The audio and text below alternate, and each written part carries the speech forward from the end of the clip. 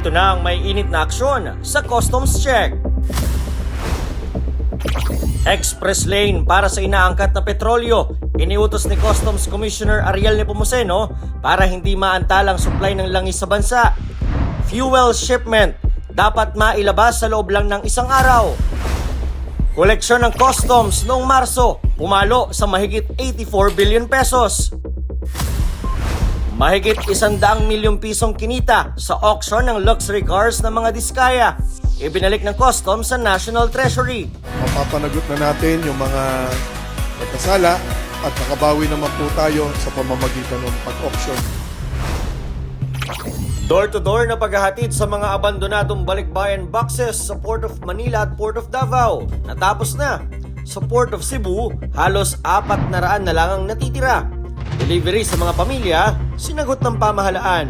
Akala ko hindi ko na matanggap. Dasal pa din kasi yung nandyan na kasi yung dugot pawis na binalay namin doon. Oh Lord, thank you. Binigay mo na sa akin yung dasal. Siyempre, didemanda namin para matakot ng mga manloloko. Walang bilyon. Bilyon-bilyong pisong halaga ng mga kontrabandong sigarilyo nasabat ng customs sa iba't ibang panig ng bansa. Sa mga mahilig magpasabay, makinig, ipaliliwanag mismo ni Commissioner Nepomuceno ang mga dapat tandaan para makaiwas sa aberya at scam. Alam na ating mga kababayan, lahat ng ipapasok nila na commercial goods, taxable talaga yan. Dapat talaga magbayad ng buwis kung talagang yan ay gagamitin sa negosyo.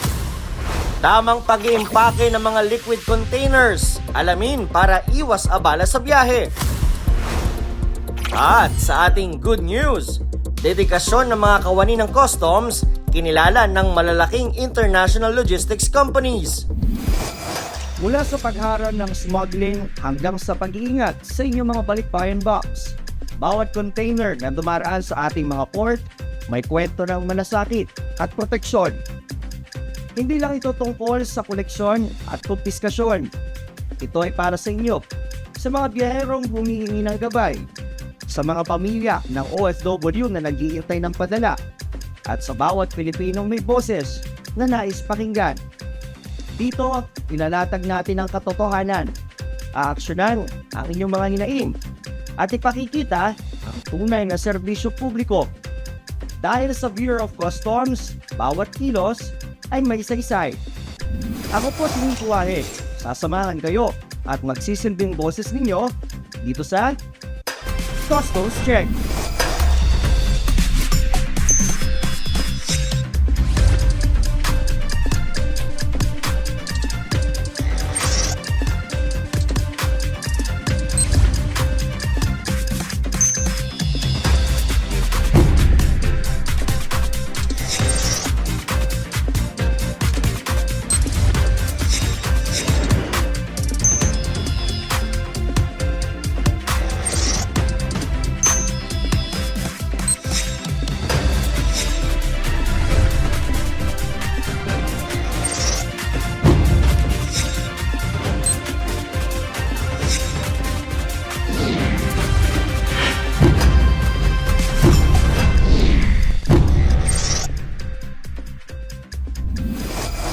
Sa Bureau of Customs, hitik ang mga aksyon at serbisyo publiko para sa proteksyon at kaligtasan ng bawat Pilipino.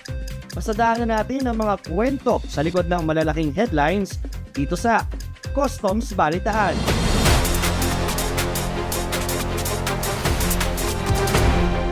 Mahigit 1 bilyong piso ang lumagpas sa target na koleksyon ng Bureau of Customs para sa buwan ng Marso.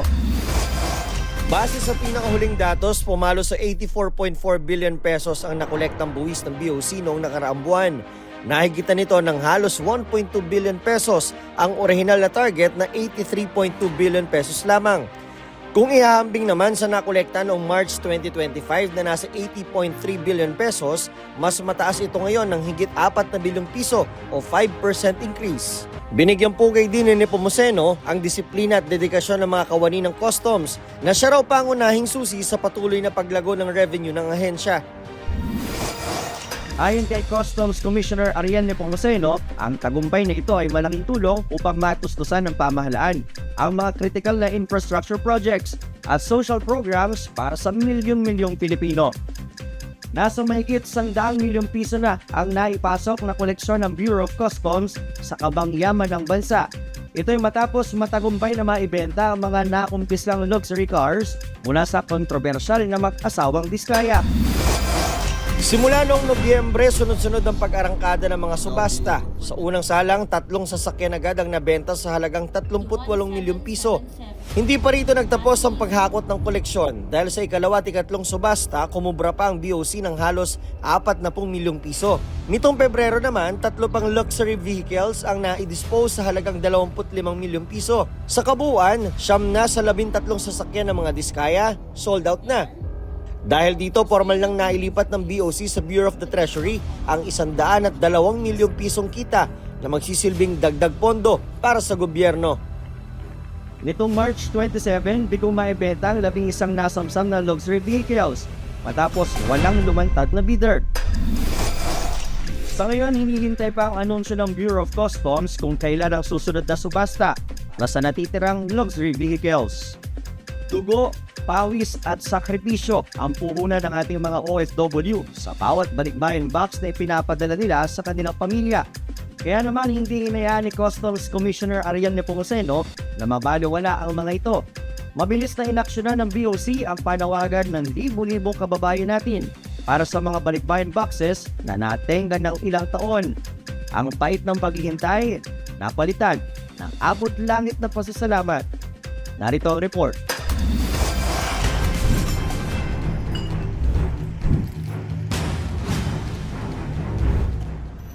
Normally, parang maximum na yung 3 months na delay. Pero nung nagpa-follow up ako, nahihirapan akong mag-follow up sa kanila dahil minsan sumasagot, minsan po hindi. Pero ito pong huli, hindi na po talaga sila sumasagot.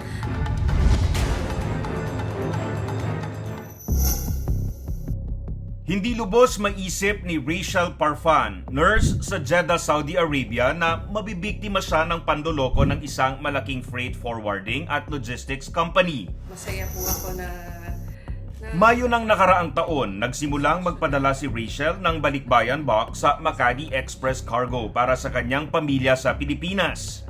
Hindi lang isa, hindi lang dalawa, kundi 15 balikbayan boxes ang pinaghirapan niyang punuin ng iba't ibang pasalubong para lang sana mapasaya ang mga kaanak sa Cavite sa pagdiriwang ng Pasko. Kasi in-advance ko siya para sa darating sa ito nga pong Pasko.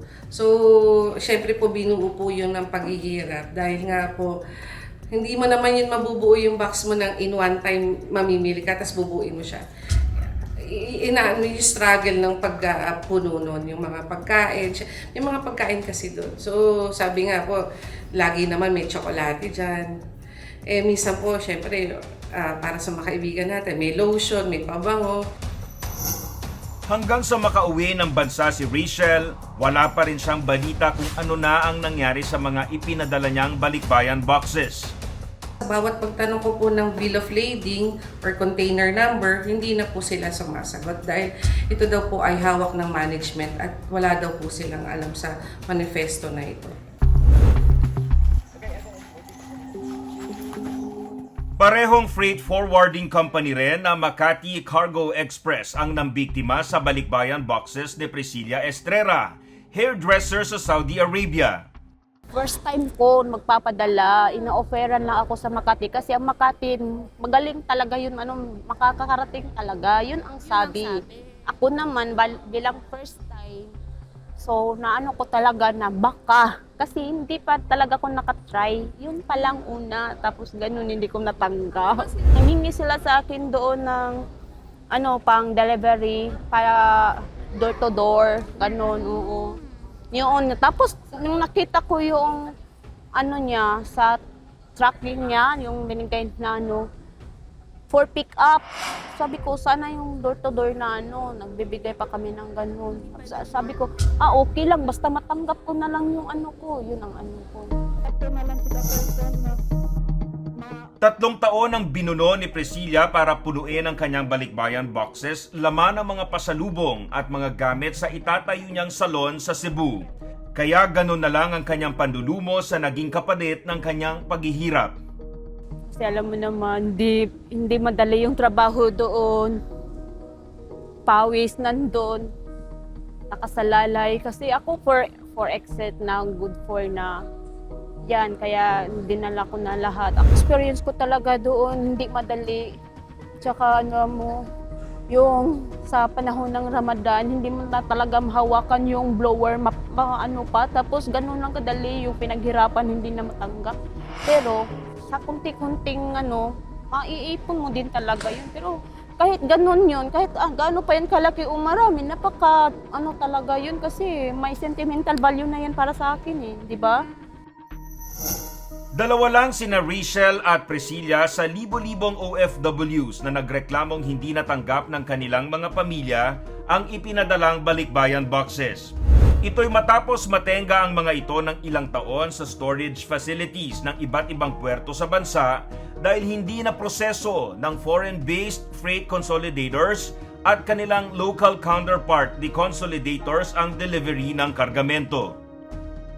Obligasyon nila na i-deliver to sa mga bahay. Negosyo nila yun Sa pananaw ng BOC, lumita sila ng illegal. Yun ang tawag doon. Hindi ko pwedeng pagandahin yung tawag dyan. Yan ay isang krimen, niloko nila ang ating mga kababayan. Hindi nila diniliver sa mga bahay ng mga nagsakripisyo OFW na mapuno yung mga boxes ng mga pasalubong na dapat sana ay nakarating doon sa mga bahay ng ating mga kababayan.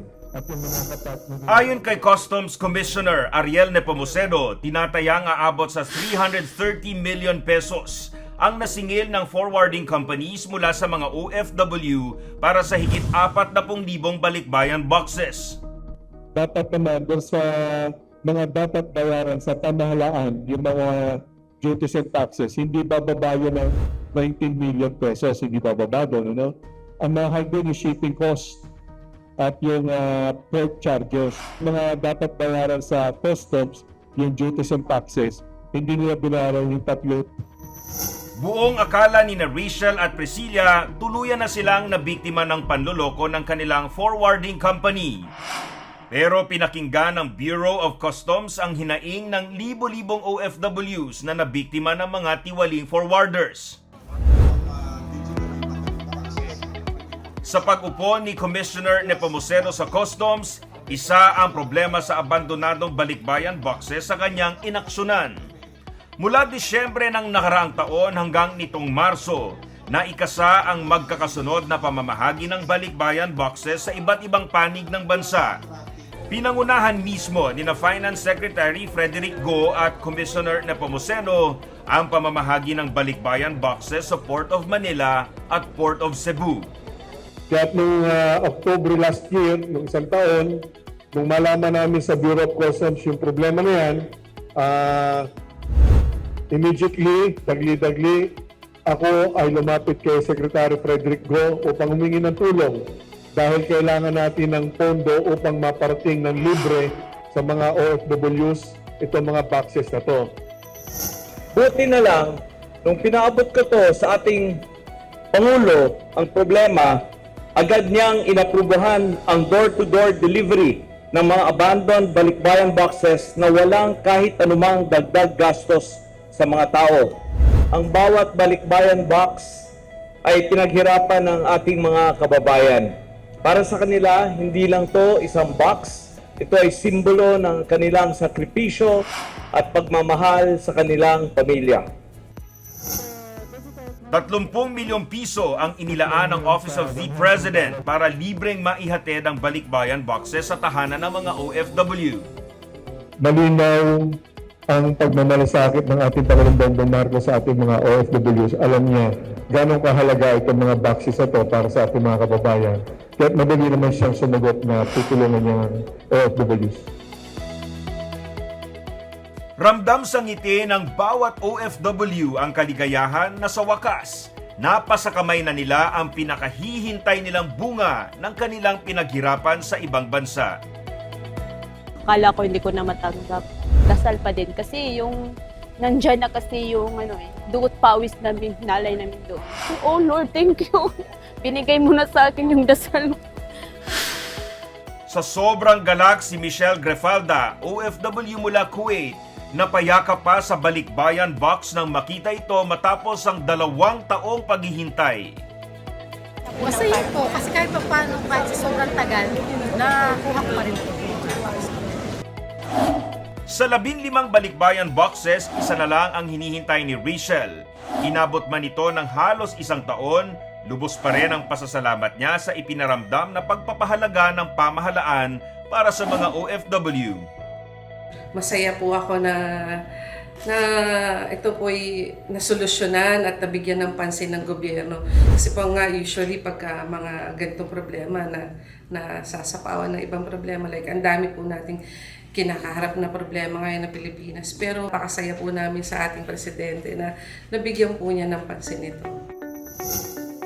Matapos ang programa sa Port of Cebu, pinuntahan mismo ni Commissioner Nepomuceno ang bahay ng pamilya ng isang OFW mula Saudi para matiyak na maayos na naihatid ang kanilang balikbayan box.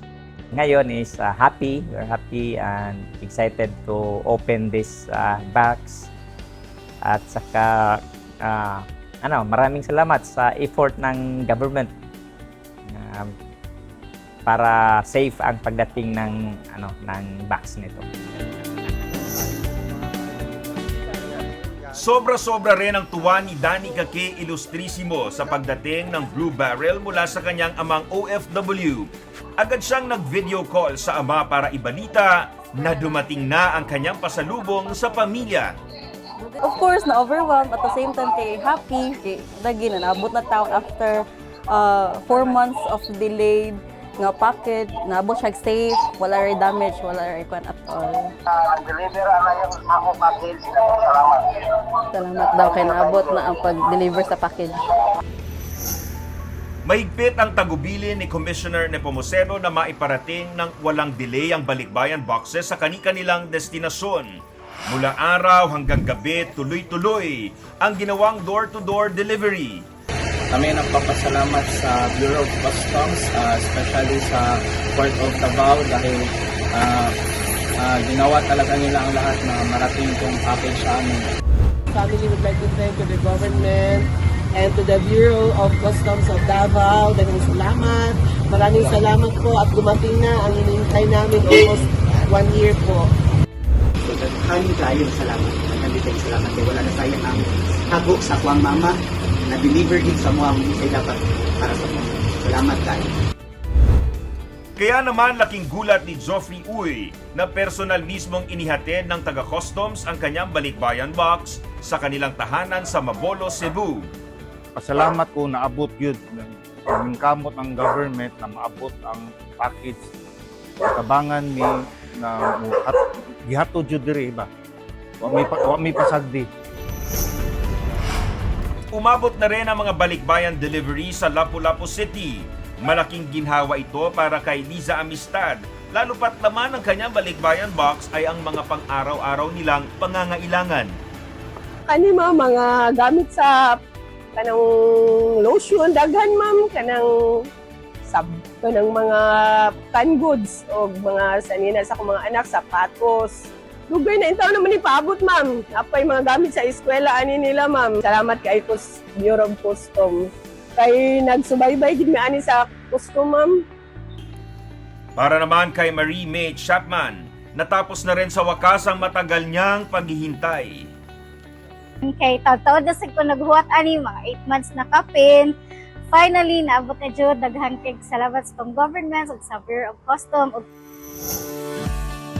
Sa pinakahuling tala ng BOC as of April 9, 0 backlog na sa Port of Manila at Port of Davao. Habang ongoing na ang delivery ng Port of Subic sa natitirang 99 na balikbayan boxes at 392 balikbayan boxes naman sa Port of Cebu. Sa Manila International Container Port, 6,096 na balikbayan boxes na lang ang natitira.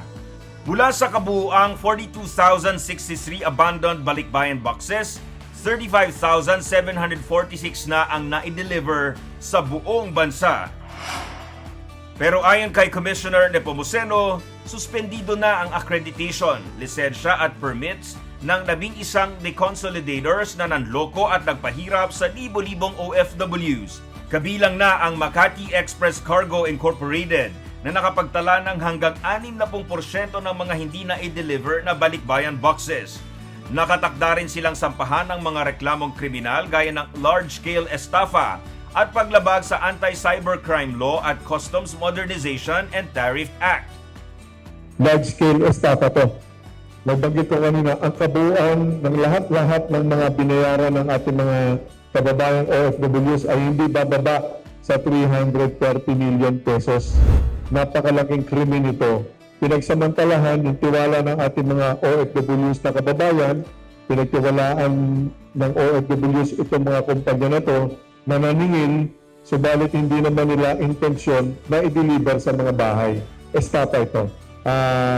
Isasabay din yung cybercrime sang-ayon sa NBI. Kasi para makapag-advertise sila at makapag-engganyo ng ating mga kababayan na magtiwala sila sa kanila, ginamit nila yung social media. Kailangan natin i-demanda yung mga nanloko dati para matigil natin at matakot natin yung mga ibang mga nag-i-interest na manloko sa ating mga kababayan.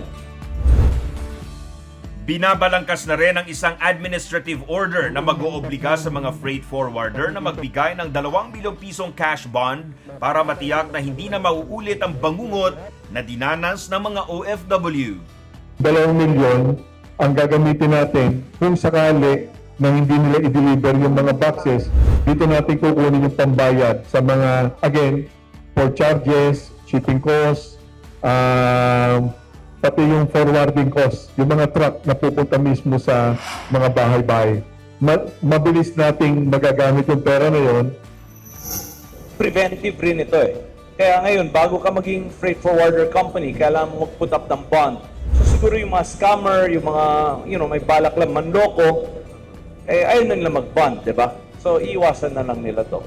Di ba? Kasi once you put a bonding requirement, parang tumataas ang qualification para maging freight forwarder ka. Masaya po ako na Umaasa si Rachel na sila na ang huling biktima ng panloloko ng mga tiwaling forwarders. Pero higit pa sa mga natupad na dasal at kahilingan, nagpapasalamat ang mga tulad ni Rachel na binigyan sila ng espesyal na atensyon at panahon ng mga opisyal ng gobyerno. sa tulong na naibigay po sa amin ng BOC, especially po ni Commissioner Nepomuceno, overwhelming po kasi napaka down to earth din po niya na nakapag-usap sa amin. Parang one of us din po siya. So napakasaya po namin na yung madali po siyang lapitan. Kasi usually po pag sinabing government or custom, parang mahihirapan kami lumapit. Yung face-to-face po, importante po yun eh. Hindi yung basta lang po kami nagko-communicate by online. Pero the fact na hinarap po kami, sobrang po namin thankful and grateful po kami na binigyan po ito ng pansin ng BOC po.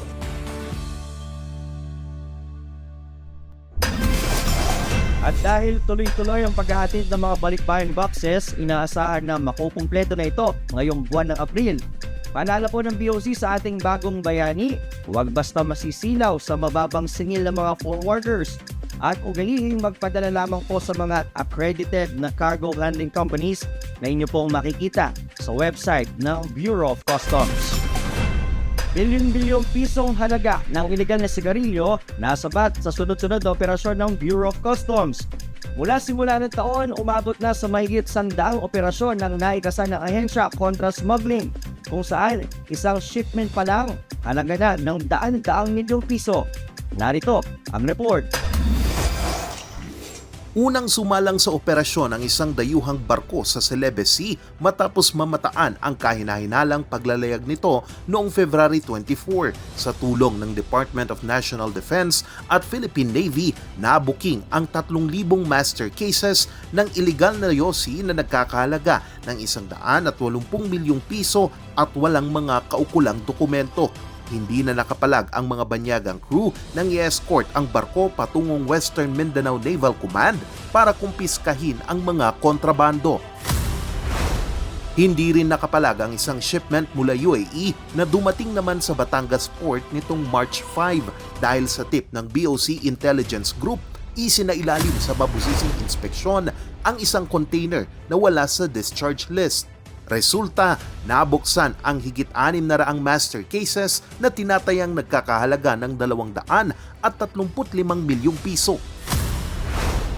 Bago yan, 180 milyong piso ring halaga ng puslit na yosi ang sinira sa BOC Port of Davao.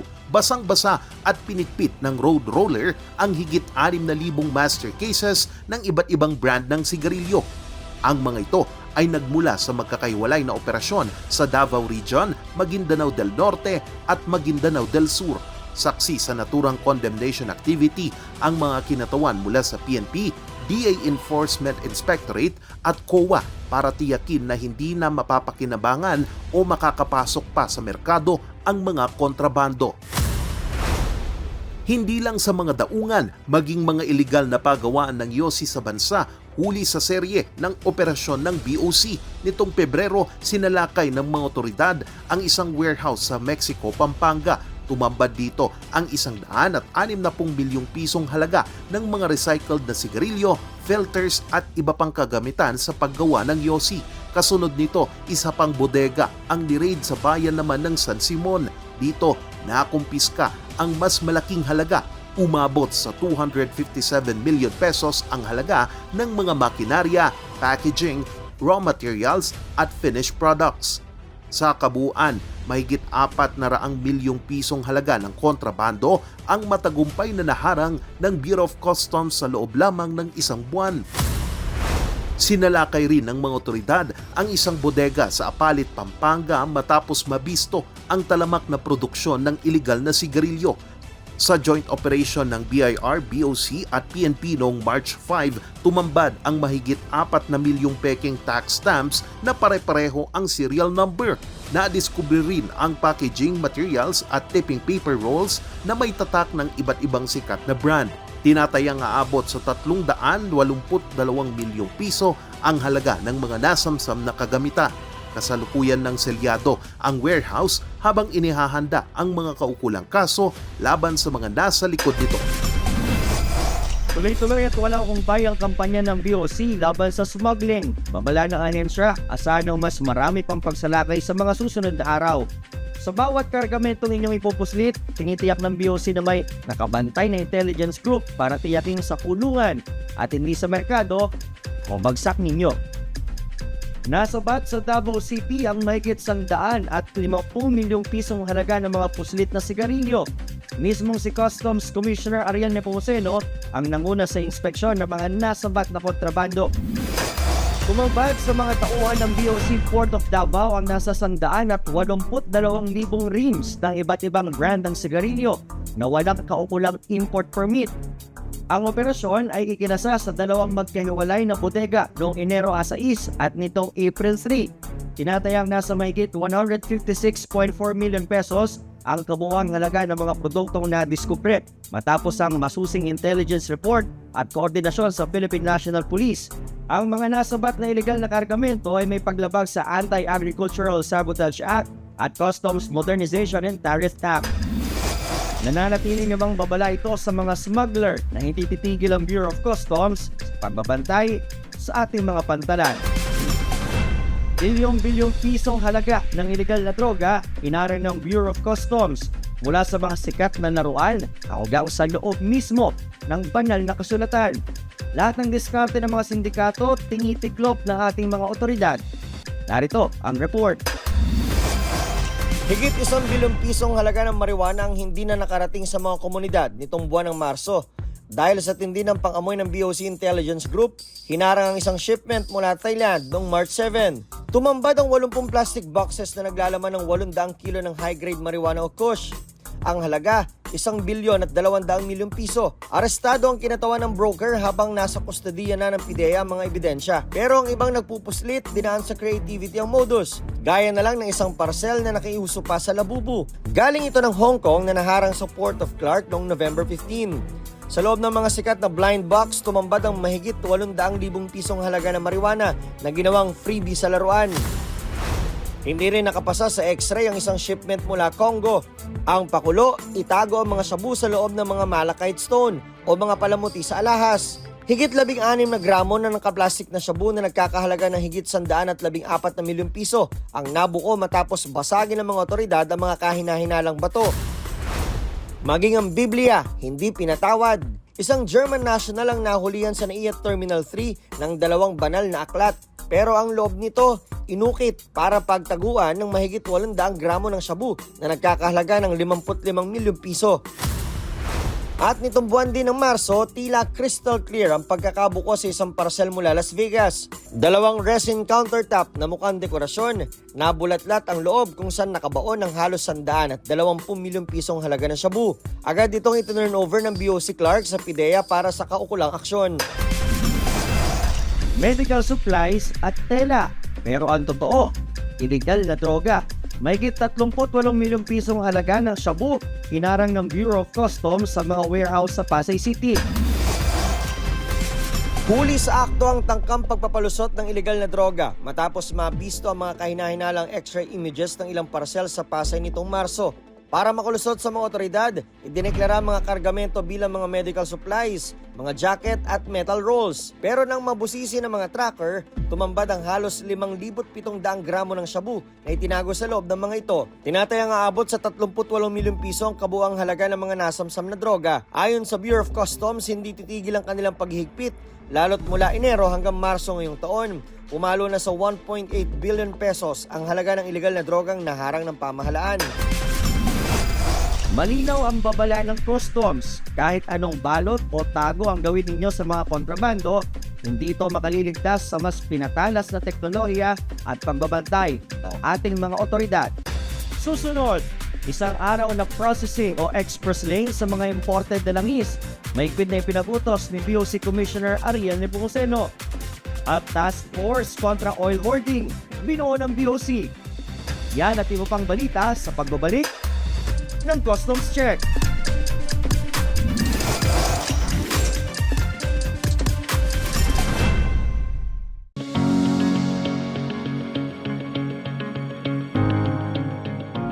Sa bawat balikbayan box, sa bawat imported goods, at sa bawat pasalubong mula sa ibang bansa, may isang ahensya na nangangasiwa at nagbabantay sa lahat ng mga produkto o kalakal na pumapasok at lumalabas ng Pilipinas. Ito ang Bureau of Customs o mas kilala natin bilang Customs.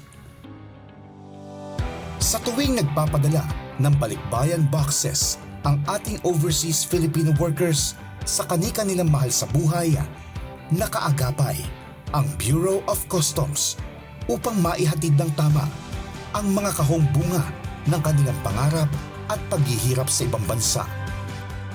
Kaya't ang pinagkatiwalaan ng OFWs na forwarders o mga negosyante ang siyang dapat na magbayad ng mga kaukulang buwis na sinisingil ng shipping lines, airlines at operators ng ating pantalan at paliparan, nakasama na sa binayaran ng ating OFWs.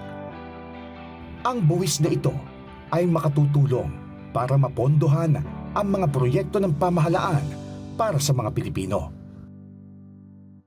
Sa tuwing may binibili naman tayong imported items sa iba't ibang e-commerce sites, katuwang din ang Bureau of Customs para siguraduhin maprotektahan ang mga mamimili laban sa fake goods at siguruhing makarating ng maayos ang mga inorder na produkto.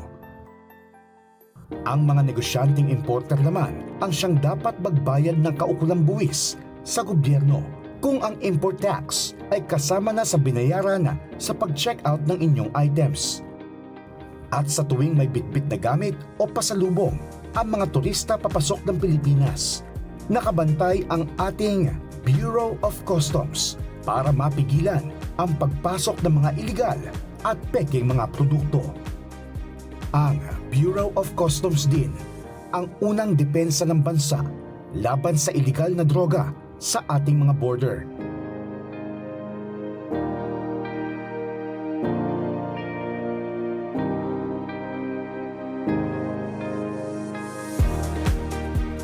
Sinisigurado ng ahensya na walang makapupuslit ng kahit na anumang makapaghahatid ng panganib sa seguridad, sa ekonomiya, sa kalikasan at sa kalusugan ng mga Pilipino.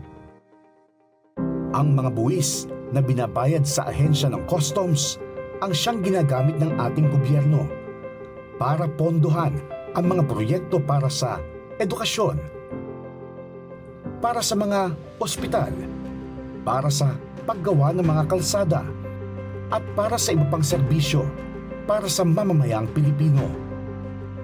Hanggat may mga ipinapasok at inilalabas na mga produkto sa ating bansa, makasisigurado tayong nariyan ang Bureau of Customs na handang magserbisyo ng tapat, ng may integridad at buong pusong poprotektahan ang bawat Pilipino. May nais ka bang iparating kay COM? I-report na yan kay COM. Bureau of Customs, serbisyong may integridad.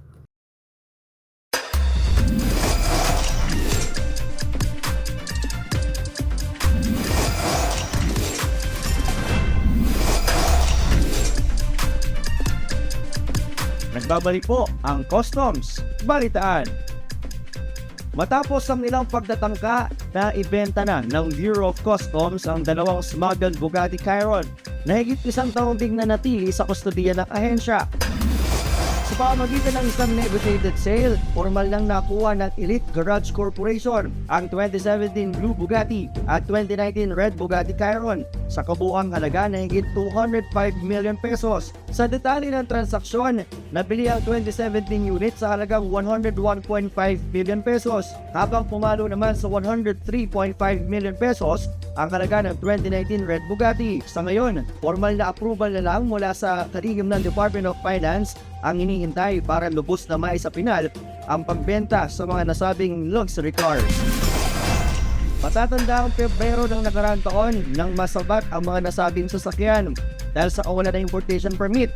5 beses itong isinailalim sa public auction, ngunit ngayon lamang nagkaroon ng matagumpay na financial offer na tiniyak ng BOC na dumaan sa patas at transparent ng proseso. Kontra hoarding sa langis, mas pinaigpit. Pinuuna ng Bureau of Customs ang isang special task force para tutukan ang mga oil imports sa bansa. Ang layunin, mabantayan ang anumang potensyal na pagtatago o pag-iipit ng supply sa gitna ng nararanasang krisis sa petrolyo. Katuwang ang DTI at DOE, isang round-the-clock monitoring ang gagawin ng task force sa mga inventaryo ng langis sa bansa. Titiyakin nila na ang bawat patak ng krudong nakalaan para sa Pilipinas ay diretso sa mga oil depot at hindi binobodega o itinatago ng mga mapagsamantalang importer. Maliban sa pagpigil sa hoarding, inaasahang makatutulong din ang pagbabantay na ito para maging mas accurate ang datos ng gobyerno sa tunay na sitwasyon ng supply ng langis sa bansa. Sa ngayon, hinihintay pa ang ilalabas na unang report ng task force kung may namata na silang mga kumpanyang lumalabag sa anti-hoarding rules sa ilalim ng State of National Energy Emergency. Sa gitna ng patuloy na pagtitiyak ng gobyerno na may sapat na supply ng produktong petrolyo sa Pilipinas, isang mas mabilis pero mas maigpit na sistema ang ipinatutupad ngayon ng Bureau of Customs. Wala nang patumpik-tumpik, ipinag-utos na ng BOC ang express lane at target ng one-day processing para sa lahat ng oil importation sa bansa. Ito ay para masigurong hindi tayo kukulangin sa supply ng petrolyo sa gitna ng banta ng krisis sa enerhiya. Layunin ng hakbang na ito na siguruhing walang anumang antala sa pagpasok ng supply ng langis sa bansa.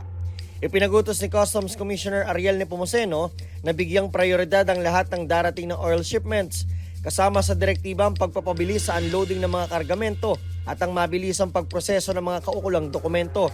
Sa katunayan, kamakailan lang ay dumaong ang daan-daang libong bariles ng crudo at diesel sa mga pantalan ng San Fernando, La Union at Limay, Bataan.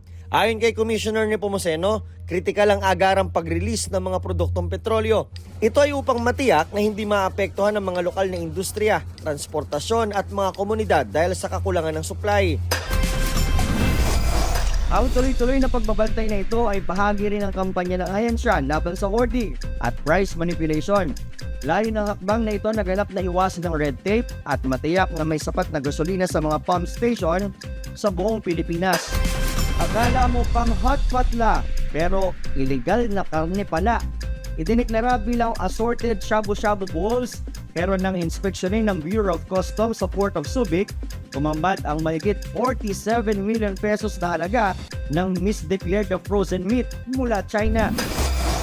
Sa halip na shabu-shabu balls, natuklasan ng 3,192 na karton ng iba't ibang food products, kabilang frozen na baboy, baka, manok, bibe, pati seafoods at pastry items. Ang shipment na nakakonsign sa Multi-Rich Consumer Goods Wholesaling ay dumating sa bansa noong huling bahagi ng Enero. Ayon kay BOC Commissioner Ariel Nepomuceno, ginamit ang maling deklarasyon para makalusot sa inspeksyon at makaiwas sa tamang sanitary permits. Dahil sa intelligence report ng Customs Intelligence and Investigation Service o CIIS, agad ito na alerto at doon na nakumpirma ang malawakang misdeclaration na umaabot sa 47.436 million pesos. Nakibahagi rin sa inspeksyon ng Department of Agriculture para matiyak na hindi ito makakalusot sa merkado. Ang ganitong modus ay paglabag sa Customs Modernization and Tariff Act, Food and Drug Administration Act at Food Safety Act. Sa ngayon, kanselado na ang import accreditation ng kumpanya at inihahanda na ang mga kasong kriminal laban sa mga responsable. Nasabat ng Bureau of Customs ang 53 milyong pisong halaga ng mga kontrabando sa Manila International Container Port. Ang mga kargamento galing China at sinusubukang ipuslit sa bansa sa pamamagitan ng maling deklarasyon. Ayon sa Customs, idineklara ang kargamento bilang mga pet cages o kulungan ng hayop. Pero nang inspeksyonin ng mga otoridad, tumambad ang daan-daang kahon ng mga peking gamot, electronics at cosmetics. Ayon kay Customs Commissioner Ariel Nepomuceno, agad nilang hinarang ang shipment matapos makatanggap ng impormasyon tungkol dito. Aniya, bahagi ito ng direktiba ni Pangulong Ferdinand Marcos Jr. na paigtingin ang border security laban sa technical smuggling. Kung makikita niyo yung mga boxes nakalagay, made in the Philippines. Pero galing ito ng bansang China. Ang bukod sa nawalan tayo, kung hindi ito peke sana, bukod sa nawalan tayo ng kita na mahigit 50 million pesos sana, ang pangamba natin dito ay baka meron itong masamang epekto sa kalusugan ng mga iinom nitong gamot na to. Maharap sa mga kasong paglabag sa Customs Modernization and Tariff Act at Food and Administration Act ang consignee ng natural kargamento. 40 importers at customs brokers ang naharap ngayon sa patong-patong na reklamo sa Department of Justice. Ito ay matapos formal na sampa ng Bureau of Customs ng 14 na criminal complaints ang mga nasabing individual. Mula Hulyo noong nakaraang taon hanggang ngayong Pebrero, naging agresibo ang BOC sa paghahapol sa mga lumalabag sa batas na bahagi ng pinaigting na kampanya laban sa talabak na smuggling sa bansa. Kabilang sa mga reklamo ang iligal na importasyon, misdeclaration at undervaluation ng mga produkto, mga taktikang ginagamit para dayain ng buwis na dapat mapunta sa gobyerno. Sa ilalim ng pamumuno ni Customs Commissioner Ariel Nepomuceno, naitala rin ang 4 na criminal convictions o hatol na pagkabilanggo laban sa mga smuggler. Noong nakaraang taon, nakakumpiska ang BOC ng tinatayang 61.7 billion pesos na halaga ng mga smuggled na produkto, kabilang ang mga peking gamot, iligal na droga at mga produktong agrikultural. Ayon kay Commissioner Nepomuceno, ang mga tagumpay na ito sa korte ay patunay ng seryosong paninindigan ng BOC na hindi lamang kumpiskahin ang mga iligal na kalakal, kundi papanagutin din sa batas ang mga nasa likod nito. 8 luxury vehicles na iniuugnay kay dating Congressman Zaldico tuluyan ang inilipat sa Bureau of Customs Compound sa Port of Manila. Ang paglilipat ay kasunod ng pagtatapos ng investigasyon at opisyal na pagbuwag sa Independent Commission for Infrastructure o ICI nitong nakaraang March 31. Kabilang sa mga dinala sa BOC ang isang 2022 Rolls-Royce Phantom na nagkakahalaga ng 40 milyong piso. Bukod dito, kasama rin sa listahan ng iba't ibang modelo ng Cadillac Escalade, Lexus at Mercedes-Benz. Sa kabuuan, tinatayang aabot sa 143 million pesos ang halaga ng 8 sasakyan. Matatanda ang Enero ngayong taon ang kumpiskahin ng mga ito dahil sa pagkakasangkot sa multimillion peso flood control anomaly. Sinasabing may irregularidad din sa import documents at hindi pagbabayad ng tamang buwis. Bagamat may apela ang company ko, nanindigan ng customs na kung mapipigong patunayan ng legalidad ng mga ito, agad itong isasailalim sa public auction para maibalik sa kaban ng bayan. At yan ang mahalagang impormasyon na inyong dapat malaman at patuloy naming babantayan. Ang inyong Bureau of Customs, katuwang ninyo sa seguridad at tunay na serbisyo publiko. Hanggang sa susunod na Customs Balitaan. Susunod sa mga manilig magpasabay, ano-ano nga ba ang mga dapat ninyong tandaan at iwasan? Ilalatag mismo yan ni Customs Commissioner Ariel Nepomuceno. Yan at iba pa sa pagbabalik ng Customs Check.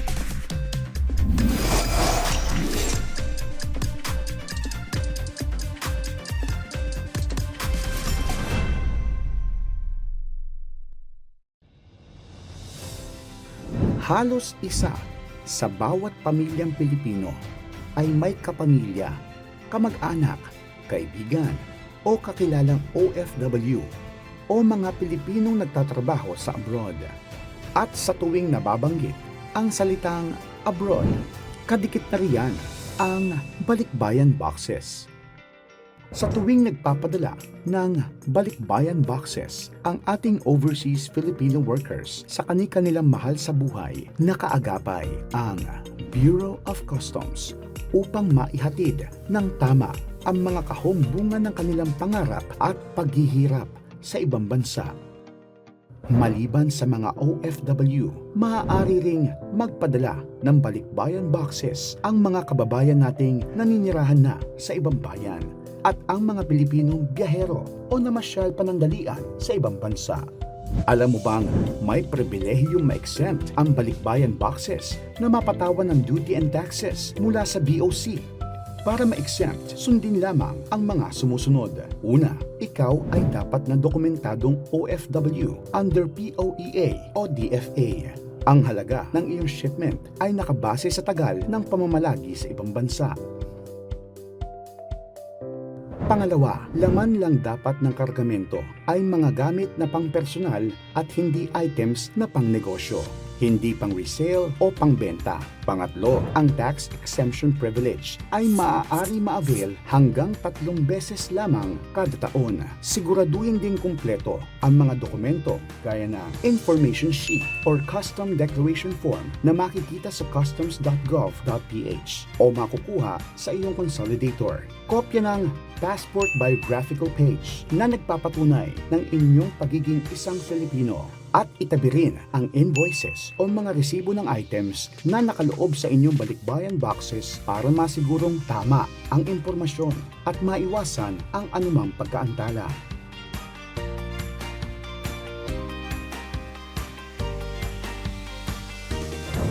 Tandaan din na iwasang maglakip sa kahon ng kung anumang mga bagay na ipinagbabawal sa Pilipinas, gaya ng illegal na droga, baril o firearms, bomba o explosives, mga peke o counterfeit na produkto at commercial goods. Para sa buong listahan ng mga ipinagbabawal na produkto, i-check ang Section 118 ng CMTA o ng Customs Modernization and Tariff Act. Ang bawat balikbayan box ay masusing iniinspeksyon ng Bureau of Customs, hindi para pahirapan ang OFW, kundi para masigurong walang makapupuslit ng kahit na anumang makapaghahatid ng panganib sa seguridad, sa ekonomiya, sa kalikasan at sa kalusugan ng mga Pilipino para maiwasan ang anumang problema at pagkaantala ng inyong balikbayan boxes at mapatawan ng penalties. Maging tapat sa pagdeklara ng laman ng box. Huwag maglagay ng bawal. Kumpletuhin ang mga dokumento at siguraduhin din na lehitimo at accredited ang inyong freight forwarders para iwas scam at panluloko. Ang mga balikbayan box ay simbolo ng pagmamahal ng Pilipino sa kanyang pamilya at ang Bureau of Customs ay katuwang ninyo para matiyak na ang pagmamahal na ito ay makarating ng ligtas sa inyong mga mahal sa buhay. Ilan lamang ito sa mga mahalagang paalala ng Bureau of Customs. Tapat sa serbisyo, nagpapaalala para iwas perwisyo. May nais ka bang iparating kay COM? I-report na yan kay COM. Bureau of Customs. Serbisyong may integridad.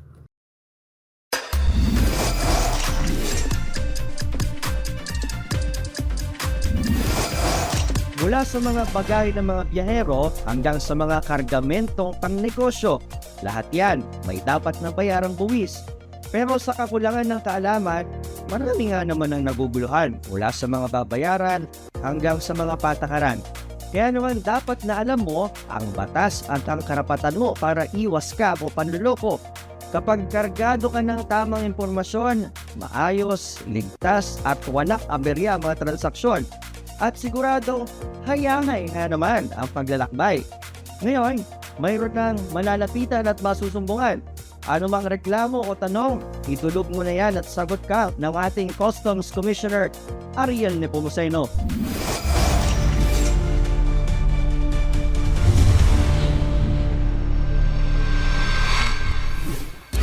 Nagkalat sa Facebook at Instagram ang tinatawag na pasabay. Mabilis, convenient at swak sa mga naghahanap ng imported goods. Our second pasabay here in Socor. Ano nga ba yung sikat ngayon na pasabay? Simple lang ito. Nag-order ka ng imported goods sa ibang bansa, tapos ang ibang tao, ang pasabayer, ang bahalang mag-uwi o magdala nito sa iyo dito sa Pilipinas. Dagdag bentahe pa na hindi na kailangan pang mangibang bansa para bumili ng imported items. Tipid na maituturing dahil menos gastos sa pamasahe. Pero legit ba ito? At bakit may mga nagkakaroon ng problema pagdating sa airport customs? Maraming pasabay ang naaantala o nahaharang at madalas nagkakagulatan pa sa mga bayarin. Alamin natin at isumbong kay Commissioner, lalo na kapag ang pasabay ay naging pasaway. Dumarami na talaga ang nakikipasabay ngayon. Mantakin nyo dahil lamang sa kakulangan sa kaalaman ng isang pasahero, daan-daang libong piso na ang dapat niyang bayarang buwis. Kaya't dagsang iba't ibang kaso ng pasabay sa opisina ni Customs Commissioner Ariel Nepomuceno. At ngayon kasama natin si Commissioner Com doon po sa ginagawang munting negosyo itong international pasabay. Sa tingin nyo po, ano po ang mga kadahilanan bakit patok ito ngayon sa ating mga kababayan? Unang-una, yung paniniwalang makakatipid sa dapat bayarang buwis. Dahil pinapadala mo to sa ibang tao, hoping o maasa ka na hindi magbabayad ng tax, pero negosyo yan. Kaya medyo patok yun. At very efficient, papadala ka lang ng pera, then pagbalik, meron ka ng negosyo. So, in that way, maraming na-encourage or na-engganyo na gawing negosyo yung pasabay. Uso na nga ngayon talaga yan. Subalit hindi alam na ating mga kababayan, lahat ng ipapasok nila na commercial goods, taxable talaga yan. Dapat talaga magbayad ng buwis kung talagang yan ay gagamitin sa negosyo. So totoo ba na nakakamura sila kapag nagpapasabay sila o it's the other way around? Pag hindi sila maluloko, kikita sila. Kaya lang, kapag yung pagpapadalan mo na isahan ka, mas malaki pa yung mawawala sa'yo. Sa lahat ng bagay, yung pagiging tapat, importante yun. Di ba? Kasi pag naman nasita ka ng customs, trabaho po yan ng customs, huwag tayo magagalit sa customs. Dahil talagang lahat ng ipapasok natin sa bansa na merong commercial value, dapat naman talaga pagbayaran yung mga buwis. Dahil dyan umaasa ang ating pamahalaan para sa ating mga pondo. So kapag yan nahuli, nasita, tapos nahuli, magkakaroon ka pa ng mga penalties. Then may surcharge pa yan na at least 30%. So mapapamahal ka pa eventually kapag nasita ka. Linawin lang natin sa mga pasabay na ganyan. Akala kasi ng iba, baka unli yung pwede nilang bilhin. Kunwari, may mga kaibigan sila abroad at gusto nga nilang magnegosyo gamit yung binili sa ibang bansa. Baka akalain nila, unli yung pwedeng ipabili nila. Meron bang limit lang dapat yung mga dinadalang mga produkto mula sa ibang bansa papunta rito sa Pilipinas? Meron. Ang malaking pagkakaiba nung pang personal mong gamit yan o pang pasalubong lang talaga sa mga mahal sa buhay. At meron ding pagkakaiba yung pang komersyo na yon o pang hanap buhay na yon. Halimbawa, kapag ang dadalhin nyo mga shampoo, mga sabon, usually mga 10 to 20 pieces lang yan para makonsider na pampasalubong mo lang yan. More than that, pwede nang tingnan yan na pang commercial na yan, pang negosyo na yan. No? So may mga depende kung ano yung items. Halimbawa, gadgets, Okay po. cellphones, isa, dalawa, pagbibigyan ka doon, pang personal yon. But more than that, maaari i-consider na yan na for commercial use. Ngayon, pag nagdala ka ng higit doon sa normal na pang personal, maaari ka pang patawan ng surcharge. Yun na nga, Okay po. Maaari ka pang makumpiske yun kasi halimbawa, cellphones yan at commercial use yan, nangangailangan yan ng mga permiso o permits. In this case, ng National Telecommunications sa ang NTC, So, kailangan mo ng permit doon. O kung mga gamot. So, halimbawa, for personal use mo yung gamot, maaari naman yun, Yung mga walang prescription, pwede yung mga tinatawag na over-the-counter medicines, pwede mong panggamit yun or yung mga vitamins, Yep. Subalit, kapag meron ng prescription na kailangan, hahanapin din sa iyon. So, kapag merong commercial quantity na yan, at wala ka ring FDA permit, maaari na namang makumpiske yun. Kaya importante talaga, alam ng ating mga kababayan, kung ano yung may kailangan ng permiso o permits at ano yung volume o dami na pwede mong ipasok na pang personal at hindi pang personal. Malaking pagkakaiba talaga nun. Ito, namamatahan din ng ating customs po kapag yung maraming dala hindi lang for personal use. Yes, paalala sa ating mga kababayan, yung nag-iisip na makakalusot ka, kumbaga sa salita natin, bahala na si Bahala Batman, makikita yan sa x-ray. Huwag na nila subukan yon. Yung mga hand carry luggages naman, sa profiling, mas madalas din, malalaman din yan ng ating mga tawan. Kung nakalusot ka, medyo chamba lang yun. Mas maganda pa nga yung meron kang tinatawag na voluntary disclosure. Ibig sabihin, sinabi mo beforehand, inamin mo yon, baka makadiskwento ka pa sa dapat mong bayaran. Merong voluntary disclosure discount kasi na ibinibigay dyan. Mas magandang tapat sila doon sa ginagawa nila.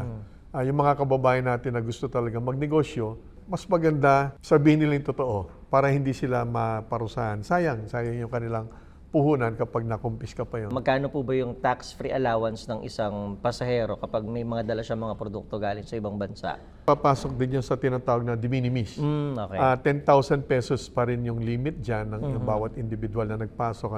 Ibig sabihin, pag yung total value o yung halaga na ipinasok mo ay hindi lumampas sa 10,000 pesos, libre naman yung dapat mong pagbayaran. But more than that, dapat ka na magbayad. Ang pag-compute nung de minimis, kailangan yung halaga nung iyong binili, isasama mo yung insurance, etc. Kailangan wag lumampas sa 10,000 yun. Otherwise, masisingil ka na nung taxes, duties, and other charges. Ano naman po yung computation sa babayarang tax kung sakaling lumagpas ng 10,000 o yung de minimis para may idea lang po yung mga kababayan natin kung magkano naman kaya yung kailangan nilang i-charge o ipasa sa mga nagpapasabay sa kanila para hindi naman sila lugi?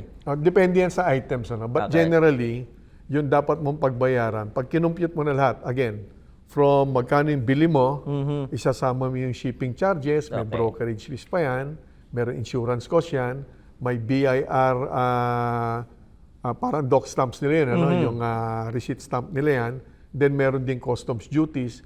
Pag binuo mo lahat yon, imumultiply mo lahat yon sa 12%.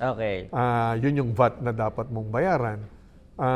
Again, bago sila magpasok, puntahan nila yung tax estimator. Oo, makikita na nila doon magkano dapat nilang pagbayaran para hindi sila kakaba-kaba doon. Ang tax estimator, yung kakampi ng mga nasa ibang bansa na bibili nung pinapasabay. Pinapayagan naman silang magpasok ng mga goods ng mga imported items. Provided, bayaran nila kung commercial goods yun. Hindi bawal yun. Paano pag walang resibo, paano natin kukumputin yung kanyang charge doon sa kanyang dalang produkto? Actually, madalas technique yan ng mga nag-i-import na gusto makaiwas doon sa dapat bayaran. Sadyang tinatapo nila o itinatago yung resibo para mukhang hindi naman commercial use. In this case, na wala namang resibong maipakita yung ating mga biyahero o pasahero ng eroplano, merong tinatawag na reference value ang Bureau of Customs. Buong mundo, ganyan. Lahat ng customs sa buong mundo, meron niyang reference value. Ibig Okay sabihin, po. yun yung pinagbabatayan kung magkano dapat yung halaga nun na gagamitan ng tax rate. Makukompute naman lahat yan at naikukumpara yan sa market value na maaring halaga ng iyong pinasok. Kahit wala resibo, Okay po. nakukompute pa rin yun. Ano? Mas maganda lang may resibo kasi kapag yung reference value na ginamit ay mas mataas sa iyong binayaran talaga. Halimbawa, nakabili ka sa abroad, Yes po. may discount or wholesale, mas mababa yun. At yung reference value dito sa customs, normal, walang discount. Eh baka mag-away pa kayo. Mas maganda meron kayong resibo. Kaya dapat ko mas honest, no? Kasi pag hindi honest, baka mas lumaki pa yung bayarin mo pagdating dito sa Pilipinas. Alam mo, turo naman sa atin yun ng ating mga lolo't lola pa lang. Ano? Yung honesty is the best policy. Compute nila yun para din malakas yung loob nila makipagpaliwanag Opo. sa mga taga Bureau of Customs. Hindi yung laging parang duda tayo sa BOC. Hindi. May reference value yan. Kung may resibo sila, mas madali sila magkakaunawaan. May iba kasi na hindi talaga alam yung patakaran ng customs tungkol sa limitasyon ng pagbitbit dito sa mga pasabay na produkto. Saan ba dapat nila tignan yung mga patakaran na yan? Unang-una, puntahan nila yung website natin. Okay. Ano? Marami na silang matututunan doon sa website ng Bureau of Customs. At tingnan din nila, halimbawa gamot yan, puntahan nila yung FDA. Halimbawa, hindi naman yung baril mismo, no? Mabigat na importation yan. May mga permits yan. Puntahan nila yung PNP, yung FEO. So, depende ano yung papasok nila. Pwedeng NTC kung gadgets yan, electronic gadgets, telecommunications yan. So, depende kung ano yung ipapasok nila. Ang BOC, kami ay sumusunod lamang, tagapag-implement lang kami kung ano yung patakaran ng iba't ibang ahensya ng pamahalaan. Kagaya ng banggit ko, FDA, PNP, FEO, DOH, lahat yan may mga patakaran. Even DNR, depende kung ano yung pinapasok ng ating mga kababayan. Again, ang BOC, implementor lang kami ng mga regulasyon ng iba't ibang ahensya ng pamahalaan. Pagdating dito sa Pilipinas, di ba, dalawang lane yan kung tawagin yung red lane at saka green lane. Ano ho ba pinagkaiba ng dalawa? Pag green kasi, dire-diretso ka, wala kang dapat ideklara. Okay. Kung talagang wala kang idedeklara, huwag yung meron kang dapat ideklara, dapat bayaran, lumulusot ka, pumunta ka ng green lane. Pag nahuli ka, na lumulusot lang, magkakaroon ka pa ng penalties nun, may surcharge pa yun, ano? So mas maganda kung meron ka talagang dapat pagbayaran in terms of duties and taxes, mag-voluntary disclosure ka na doon sa red lane para hindi ka mapatawan ng penalties. At in fact, again, pwede ka pa nga magkaroon ng voluntary disclosure discount. Doon sa magtatangka talaga na itago at i-misdeclare ito mga pasabay nilang mga produkto, ano ba yung worst case scenario na pwedeng mangyari? May nakukulong ba sa ganito, Depende sa ipapasok Ang pinakamahina dyan, magkaroon ka ng penalties. Gitna, baka makumpis ka pa yung ipinasok mo na di mo dineklara o walang permiso. Ang pinakamalala, depende kung ipinasok mo, kapag yan ay nagkaroon ng violation dun sa ating batas, yung CMTA namin tinatawag, baka makasuhan ka pa. Okay po. Kaya importante, alam nila yung pinapasok na. At hindi rin dahilan, yung madalas natin nadidinig na, hindi naman ako yung nagbalot nito, hindi ako naglagay sa maleta ko. Bale, hindi naman bawal magnegosyo sa mga pasabay na ganyan, no? Hindi rin bawal magpasalubong, pero basta honest. Yes. Gusto nga natin magnegosyo, maraming Pilipino The more, mas maraming nagnenegosyo ng mga Pilipino na tama, mas maganda sa ating lahat yon. Yung ekonomiya natin gagalaw. At pag umunlad pa yung negosyo mo, magkakatrabaho pa siguro, marami, no? Gusto nga natin tulungan yon. Ang BOC natutuwa kapag marami nagnenegosyo. Dahil ang trabaho namin, number one, kumulekta ng tama ng taxes and duties. Pangalawa naming trabaho, yung tinatawag na trade facilitation. Ibig sabihin, tulungan yung mga negosyante na mabilis nilang mailabas, maipasok yung kanilang mga paninda o raw materials. Trabaho namin yon, hindi lang tax collection. Pangatlo namin, panghuli namin trabaho, yung mga bawal pumasok sa bansa, kagaya ng illegal drugs, mga ibang smuggled goods, o expired na mga agricultural products, o mga agricultural products na galing sa mga bawal na bansa dahil may sakit na dadalhin. Trabaho namin yon, hindi lang kami tax collection. Tax collection kami, trade facilitation, at enforcement ng mga pinagbabawal na pumasok, hindi dapat makapasok. May mga paalala pa po ba tayo sa mga kababayan natin para hindi mga biktima naman itong mga scam o panluloko sa pagpapasabay? Tulad na lang nung ghosting, nagpabili ka, tapos nagbayad ka na, tapos bigla kang binlock. Paano ho ba yung pwede nating sabihin sa mga kababayan natin, paalala sa kanila para maiwasan yung ganito? Una ganito. Magandang magnegosyo ating mga kababayan. Subalit, dapat alam niyo yung ginagawa ninyo. Impormasyon, importante yan. Kung ano yung dapat mong bayaran, anong regulasyon, anong permits, upang di kayo mabiktima. Ngayon, pag nabiktima na kayo, pwede nyo rin puntahan yung aming usumbong kay Commissioner. Pag sa tingin namin, kaya namin kayo matulungan kagad, gagawin natin yon. At kung kailangan natin ng tulong ng ibang ahensya, kagaya ng NBI or PNP, gagawin din natin yon. Hindi limitado sa loob ng BOC yung ating pagtulong. Ang ating obligasyon ay tulungan yung mga humihingi sa atin ng kailangang aksyon. Gagawin natin yon kahit pa hingin natin ng tulong yung ibang ahensya. Sa mga ganyang pagkakataon, may mga nakakalusot pa rin ba talaga? Na kunwari mga dinadala dito, paano yung ginagawa nating follow-up kapag may nakakalusot? Ang trabaho ng BOC ganito. Sa airports, sa seaports, mga pantalan, yun yung tinatawag na first border natin. Ano? At kapag may nakalusot pa rin dyan, hindi naman kami doon natatapos sa pantalan. Kung mapapansin nyo sa mga ulat, hanggang warehouse na pupuntahan namin yun. Ano? Hanggang tindahan na pupuntahan namin yon. Malawak ang kapangyarihan ng customs. Pag nakalusot ka sa una, marahil sa pangalawa, mahabol ka pa rin namin hanggang pangatlo. So talagang dire-diretso yung ating trabaho, hindi lang dun sa first border. Mensahe po natin sa mga kababayan natin na gustong-gusto talaga yung mga produkto mula sa ibang bansa at wala kakayahang pumunta doon pero nagpapasabay na lang para makuha itong mga ganitong produkto. Kung makakatulong ang BOC sa kanilang negosyo, na lumaki ang kanilang negosyo, gusto natin yon. Subalit importante, bilang mga tapat na mga Pilipino, tingnan din natin yung ating obligasyon sa ating bansa. Again, walang natutuwa na kayo ay kinukuha na ng tax. Kaya lang dapat talaga may taxes Buong mundo, ganyan talaga. Ang taxes ay itinatakda yan ng ating Kongreso na ipinatutupad naman ng BOC. Obligasyon natin yan. Gawin nila yung permits, kunin nila ng tama, magbayad sila ng tamang taxes, at alamin nila kung ano yung mga tamang dapat pagbayaran para protektado din sila. Magnegosyo sila, pero magnegosyo sila ng tama. Maganda yon. Huwag hayaang ang simpleng pagtulong sa kaibigan ay mauwi sa perwisyo, aberya at malaking kabayaran. Tandaan, ang pagpapasabay ay may kaakibat na panuntunan. Mahalagang malaman kung kailan ang inyong dala ay may tuturing na personal na gamit lamang at kung kailan ito pasok sa commercial importation upang maiwasan ang anumang abala sa customs. Again, maraming salamat po kay Customs Commissioner Ariel Nepomuceno. Magandang araw. Salamat din sa pagkakataong magpaliwanag. Thank you. Susunod, tamang pag-iimpake ng mga liquid sa bagahe.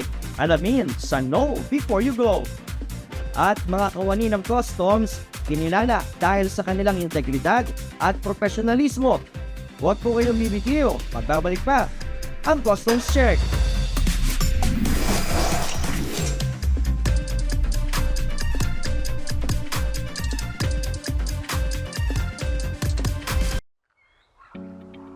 Kada araw, libo-libong produkto ang pumapasok at lumalabas sa Pilipinas.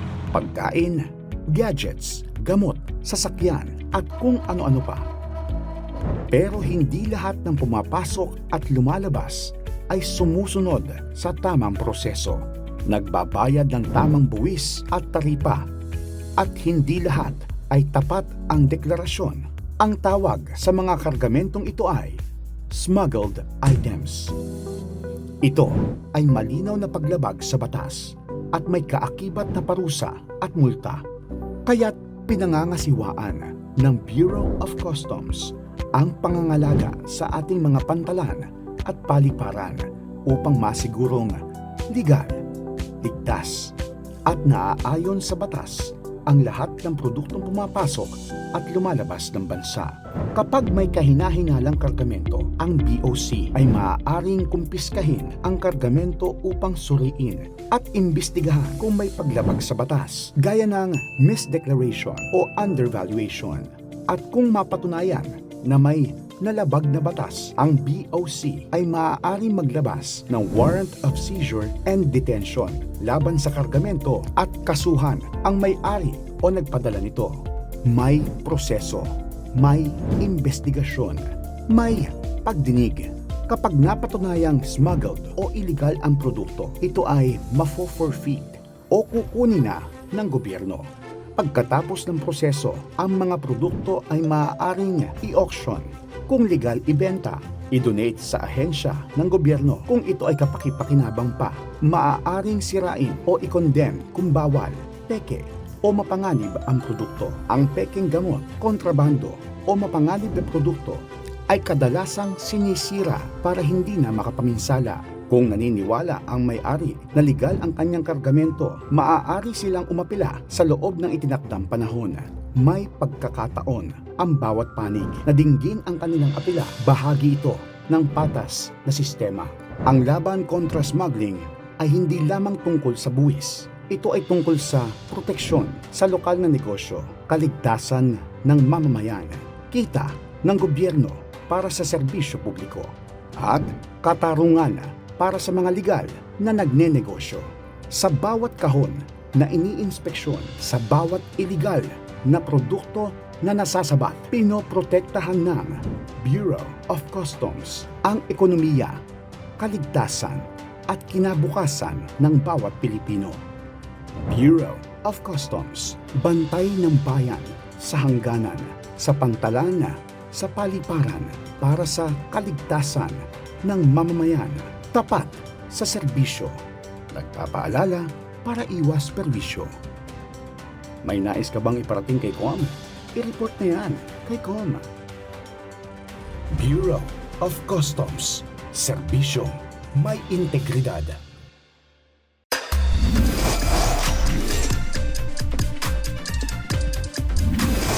Lipad na iwas hassle.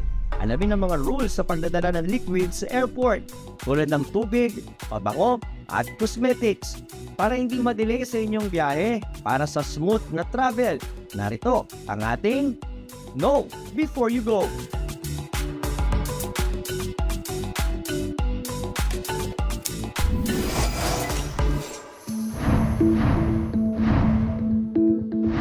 Bago kayo bumiyahe sakay ng eroplano, may ilang importanteng paalala tungkol sa pagdadala ng liquids, aerosols at gels o lags sa inyong hand carry. Para mas mabilis at hassle-free ang pagdaan sa security screening, mas mainam na ilagay na lang ang mga liquids sa inyong checked-in baggage kung maaari. Pero kung kailangan talagang magdala ng liquid sa hand carry, tandaan lang ang mga sumusunod. Siguraduhin ang bawat lalagyan ay hindi lalampas sa 100 milliliters. Ilagay ang lahat ng ito sa isang transparent at resealable na plastic bag na may maximum capacity na 1 litro. At take note, isang plastic bag lang ang pinapayagan bawat pasahero. Tandaan din na kahit hindi puno ang lalagyan, basta lampas ito sa 100 milliliters capacity, hindi pa rin ito papayagan. May mga exceptions naman, tulad ng mga gamot na may reseta, essential medicines, baby milk, baby food, at special dietary items. Pero asahan na maaring dumaan pa rin ang mga ito sa karagdagang inspeksyon. Pagdating sa final security screening checkpoint, ihanda at ipakita ang inyong plastic bag na may lamang liquids para sa mas mabilis na proseso. At kung sakaling may dala kayong hindi pasok sa guidelines, maaring ito ay kumpiskahin o ipasuko sa security personnel. Kaya bago kayo bumiyahe, i-double check na ang inyong mga gamit para iwas abala at delay sa inyong biyahe. Know Before You Go. Isang paalala mula sa Bureau of Customs para sa ligtas, maayos at stress-free na biyahe.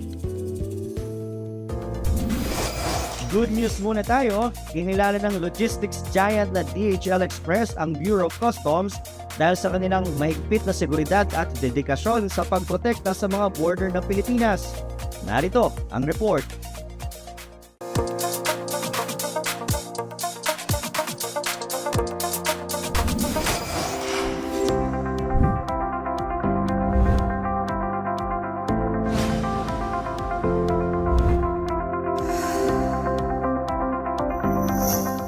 Integridad at profesionalismo. Iyan ang pinuri ng logistics giant na DHL Express sa Bureau of Customs dahil sa dedikasyon ng ahensya sa pagbabantay sa mga border ng bansa. Sa isang pahayag, binigyang diin ng DHL ang mahalagang papel ng BOC sa pagprotekta sa mga komunidad. Ayon sa logistics company, nagagawa ito ng customs sa pamamagitan ng mas pinaigting na border vigilance, mabisang digitized services at pagpapanatili ng seguridad sa supply chain.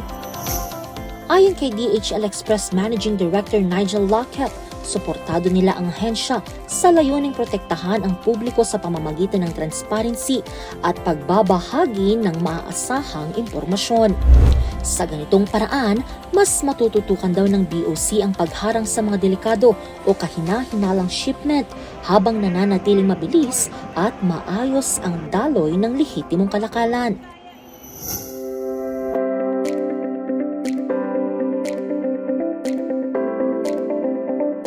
Dahil sa digital transformation ng BOC, hindi lang bumilis ang pag-usad ng mga cargo, kundi mas humigit din ang seguridad laban sa mga ilegal na kargamento. Nagpapasalamat naman si BOC Commissioner Ariel Nepomuceno sa papuri ng DHL Express. Anya ang pakikipagtulungan sa mga logistics partner ang nagpapabuti sa kanilang serbisyo para sa publiko. Dagdag pa ni Commissioner Nepomuceno, patuloy na makikipagtulungan ang Bureau of Customs sa pribadong sektor upang masiguro ang mas mabilis, ligtas at dekalidad na serbisyo para sa mga Pilipino. Talaga nga naman pong nakatataba ng puso iyang pagkilala na yan. Maraming salamat po sa DHL Express. Makasisiguro po kayo na dito sa Bureau of Customs, palagi namin uunahin ang kapakanan at kaligtasan ng mga Pilipino. At magbabalik pa ang Customs Check.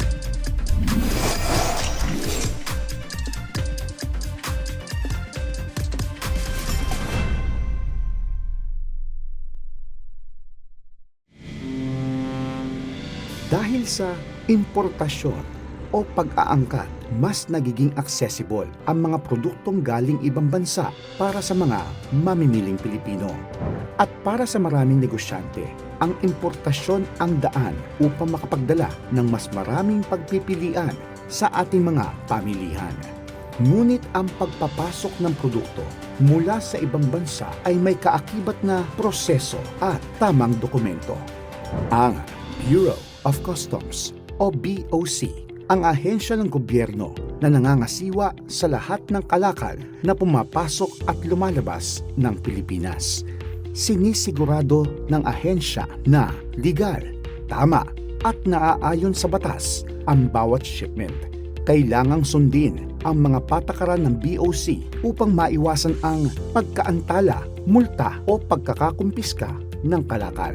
Sa ganitong paraan, ligtas ang iyong negosyo at protektado rin ang mamimili.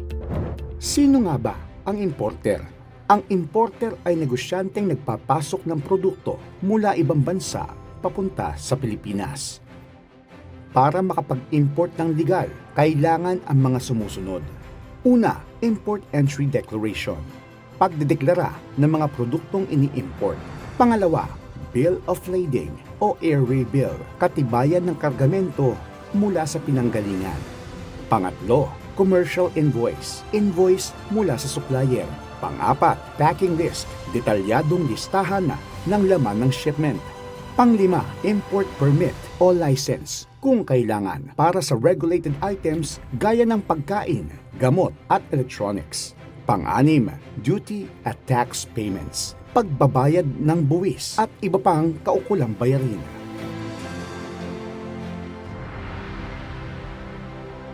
Narito ang simpleng proseso ng importasyon. Step 1, magrehistro sa BOC. Kumuha ng importer accreditation sa BOC. Step 2, ihanda ang mga dokumento, invoice, bill of lading, packing list, at import license o permit kung kinakailangan. Step 3, i-file ang Import Entry Declaration sa BOC E2M system o sa tulong ng customs broker, isang lisensyadong profesional na tumutulong sa pagproseso ng papeles. Step 4, Customs Inspection at Release.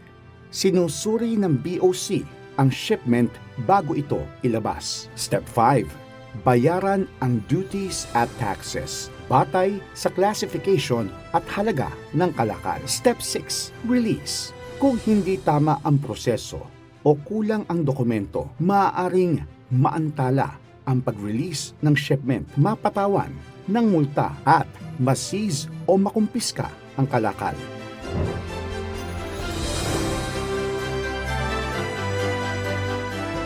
Mga praktikal na tip sa mas maayos na importasyon, gumamit ng tamang HS code para sa classification.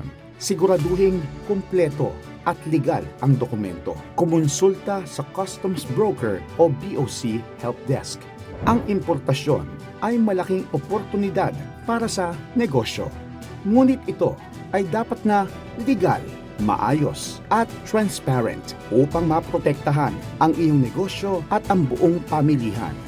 Katuwang mo ang Bureau of Customs.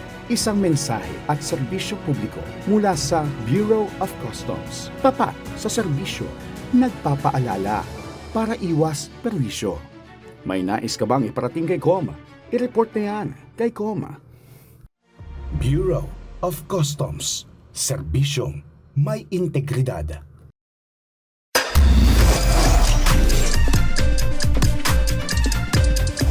Isang oras na hitik sa aksyon, impormasyon at tunay na malasakit. Sa ating pagtatapos, paunin ninyong katiyakan ng Bureau of Customs ay hindi lamang tanod ng ating mga hangganan. Kaisa ninyo kami sa pag-angat ng ating bayan. May tanong man o reklamo, asahan ng mabilis na sagot at tapat na aksyon. Dahil ang customs na inyong nakagisnan ay ang customs na ngayon ay inyong maasahan. Ako po si Nico Ahe. Magkita-kita tayo muli sa susunod na Lunes para sa mas malakas na balitaan at mas tapat na serbisyo publiko.